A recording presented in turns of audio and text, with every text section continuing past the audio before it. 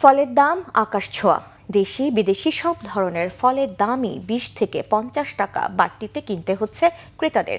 রাজধানীর কারওয়ান বাজারে জমে উঠেছে ইফতার বাজার। প্রতিবারের মতো এবারও রাস্তার দুপাশে বসেছে ইফতার আর বিভিন্ন ফলফলাদির দোকান।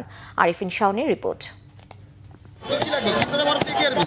সারাদিন রোজা রেখে ইফতারে একটু স্বস্তির জন্য বরফ কিনছেন সাধারণ জনগণ।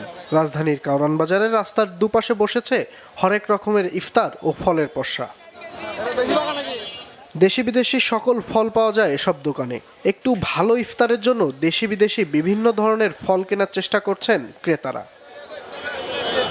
তবে দাম বেশি থাকায় অস্বস্তির কথা জানিয়েছেন তারা।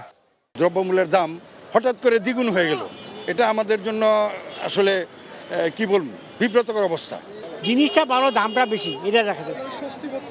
কি করবো, আমরা তো অপারক, খাইতে হতো বাবা, রোজার আছে, খাওয়া লাগবে না। গেল বছর যে দাম রাখছে ওই রকম রাখলে মনে করেন যে ঠিক হইতো। এখন মনে করেন যে 100 টাকা কেজি সবার তো কিনা খাওয়ার মতো সামর্থ্য নেই। এদিকে বেচা বিক্রির মন্দা আর উচ্চ মূল্যের কথা জানিয়েছেন ব্যবসায়ীরা।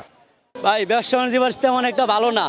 প্রত্যেক দিনে মালে ঘাটতি, ঠিক আছে, মালের রেট পেয়ে সবকিছু বেশি, কাস্টমার একবারে কমই বার গত বছরের থেকে। আপনার গেছে রমজানে আপনার অ্যাভেলেবেল ছিল, অ্যাভেলেবেল খাইছে। এবার রোজাতে আপনার মালটা সাপ্লাই কম, এখনো সিজনাল তরমুজ আসে নাই, তো এই কারণে আপনার দামটা একটু বেশি।